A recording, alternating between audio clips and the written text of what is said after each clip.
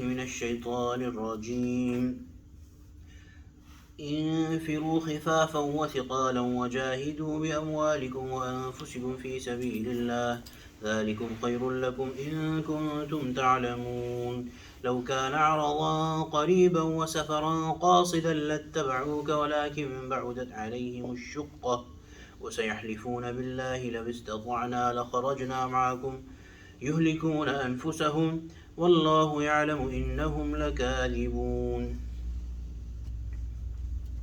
عفى الله عنك لما أذنت لهم حتى يتبين لك الذين صدقوا وتعلم الكاذبين لا يستأذنك الذين يؤمنون بالله واليوم الآخر أن يجاهدوا بأموالهم وأنفسهم والله عليم بالمتقين إنما يستأذنك الذين لا يؤمنون بالله واليوم الآخر وارتابت قلوبهم فهم في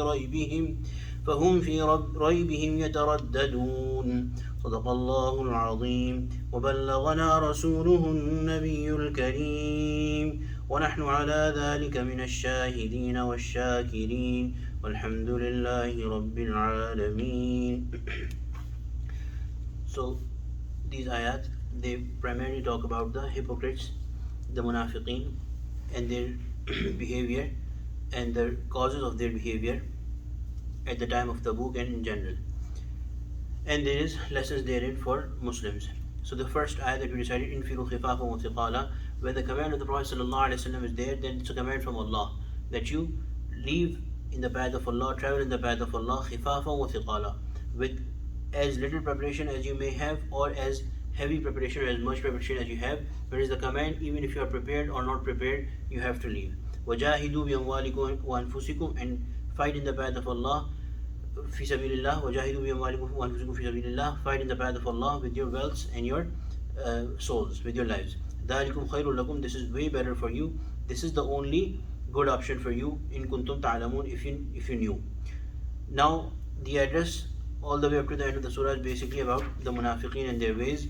لَوْ كَانَ عَرَضًا قَرِيبًا, if they would have seen that there was a benefit, an immediate benefit coming out of the journey, وَسَفَرًا قَاصِدًا, and it was a average or easy journey, لَاتَّبَعُوكَ, they would have certainly followed you. So these munafiqeen, if they could see a worldly gain and it was an easy achievement, they would have for sure followed you, because that's their way. وَلَكِنْ بَعُدَتْ عَلَيْهِمُ الشُّقَّةِ, but the distance seemed too far to them. Allah subhanahu wa ta'ala, because the disease, the sickness that they had in their heart of nifaq, of hypocrisy, they felt that this is a very long journey, it's a very hard journey.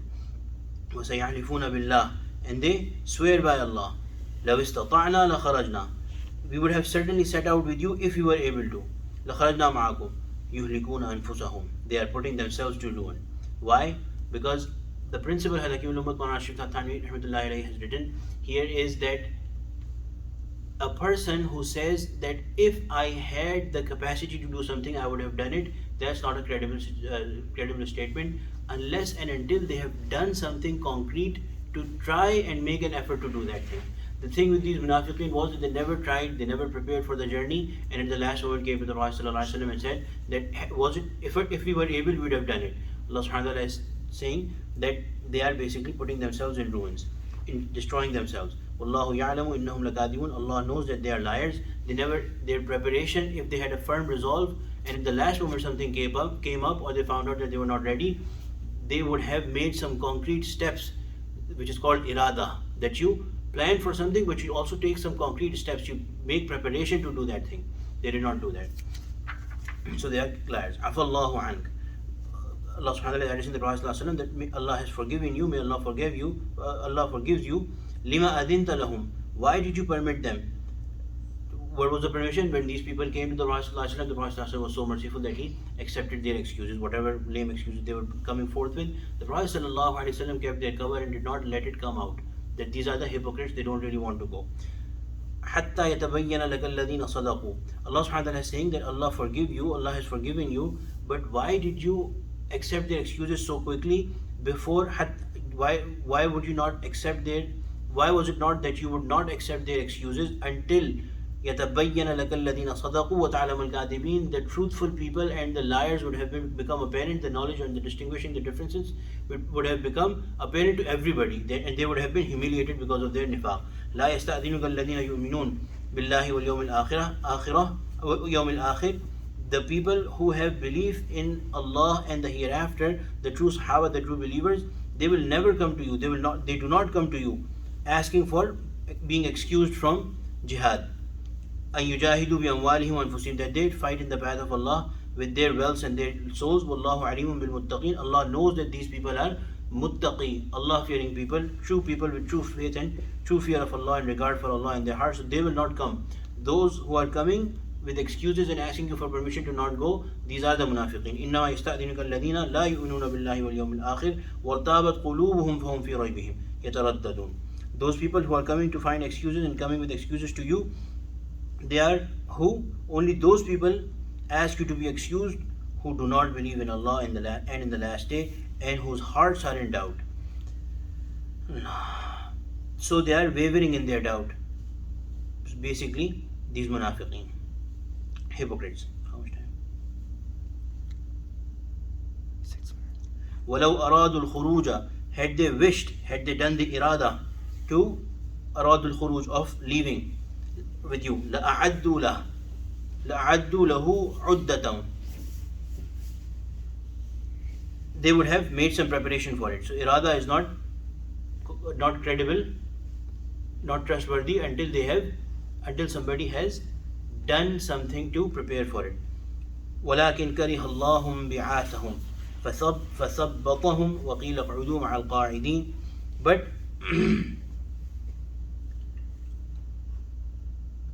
it was Allah who disliked their going forth, so He made them lag behind. And it was said to them, قِيلَ اقْعُدُوا مَعَ الْقَاعِدِينَ, it was said to them, sit with the sitters, stay back with those who are staying back. So the munafiqeen, because they did not have faith in Allah and Rasul sallallahu alaihi wasallam, Allah also did not like for them to go out. So it's not like they are coming with excuses. And this is what actually happened when the Prophet sallallahu alaihi wasallam accepted their excuses. They went back and started making merry that Na'uzubillah, we fooled the Nabi of Allah, and he does not know that we made those lame excuses, and we are not going. So we are happy, we are satisfied. The Prophet sallallahu alaihi wasallam is satisfied with us, and we are in a safe situation. So Allah subhanahu wa ta'ala is saying that the reality is that because of their nifaq, Allah did not allow them to leave. So therefore, if there is an effort of deen going on and we are not becoming a part of it, or our heart does not agree with it, or we kind of keep on procrastinating or finding lame excuses, at least the minimum should be that we should be concerned, do we have some sort of nifaq, some degree of nifaq in our heart? We should make istighfar to Allah subhanahu wa ta'ala. If there is established authentic effort of deen, and we have our criticism going on about it, or we have our we have some sort of animosity or something, some grudges or some bad feelings about it, we should be worried about ulama, about the people of Allah, about the masajid, all of those things. We should be worried about the effort of tabligh, all those efforts of deen. We should be worried if we have a bad feeling or if we have some hatred within ourselves from these certified authentic efforts of deen, of the sunnah of the Prophet sallallahu alaihi wasallam, then we should be worried, do we have nifaq in our heart or not? We should check ourselves. Because it is Allah subhanahu wa ta'ala who decides for people who would become part of the effort of deen and who would not. And it happens because of nifaq. لَوْ خَرَجُوا فِيكُمْ, even if they left with you, مَا زَادُوكُمْ إِلَّا خَبَالًا وَلَأَوْضَعُوا خِلَالَكُمْ يَبْغُونَكُمُ الْفِتْنَةَ وَفِيكُمْ سَمَّاعُونَ لَهُمْ وَاللَّهُ عَلِيمٌ بِالظَّالِمِينَ. Even if they had set out with you, they would have added nothing for you but trouble. And this was the way of munafiqeen, that every time when they actually did leave, for example in Uhud, they left, but even before halfway, they came back and the intention was that we'll leave and the Muslims will leave as a big army, but a major faction, major chunk of that army will come back, so that will shake the confidence of Muslims. This was the purpose of munafiqeen going. So Allah subhanahu wa ta'ala is saying that even if they had went, they would have done nothing but to increase trouble for you, and would have run around in your midst seeking mischief against you. And this was the way of munafiqeen, that whenever they would leave in this jihad, in any sort of jihad, they would do two or three things. Number one, they would keep on constantly talking about how big and how ferocious and how dangerous our enemy is, so that the hearts of Muslims will keep on becoming, losing courage. And they would try to keep on, if there is different groups in the same army, for example, there is Muhajirin, there is Ansar, there is different Qabail, they would try to keep on finding some mischief, try to put them at odds with each other, start fights within amongst the Muslims. So this was their thing that they would do. So Allah subhanahu wa ta'ala is saying that even if they had left, they would have been trouble for you. وَفِيكُمْ سَمَّاعُونَ لَهُمْ, and there is those among you who spy for them. Some of them actually did leave for Tabuk, but their purpose was that they would only keep an eye on Muslims and keep on spying on Muslims for the enemy. Wallahu alimun bil-zalimin. Allah is fully aware of the wrongdoers. لَقَدِ ابْتَغَوُا الْفِتْنَةَ مِنْ قَبْلِ, they have tried their mischief, they have sought their mischief in the past as well. وَقَلَّبُوا لَكَ الْأُمُورِ, and tried to upset your affairs. So they tried to create rifts in the army, on kill the Prophet ﷺ, spy on the Prophet ﷺ and his army, and all those sorts of things. حَتَّى جَاءَ الْحَقِّ, but every time what happened, the decision of Allah came and the victory was given to the Muslims, and these munafiqeen and hypocrites, they did not achieve anything. وَظَهَرَ أَمْرُ اللَّهِ, and the will of Allah prevailed. وَهُمْ كَارِهُونَ, and they always stayed in a state of dislike and fear, always afraid that we will be caught and our things will be brought out to public and we will be humiliated. And at the end of the day, what happened? That all their efforts went in vain, and they kept on despising the Prophet ﷺ, their hatred for the Prophet ﷺ, the Muslims, their victories, the state of Muslims, that constantly kept on increasing. وآخر دعوانا الحمد لله رب العالمين ربنا تقبل منا إنك أنت السميع العليم وتب علينا إنك أنت التواب الرحيم. May Allah protect us from all sorts of nifaq, all sorts of deenlessness. Amin ya Rabbal Alameen. وصلى الله تعالى على خير خلقه سيدنا مولانا محمد وعلى آله وصحبه أجمعين. آمين برحمته يا أرحم الراحمين.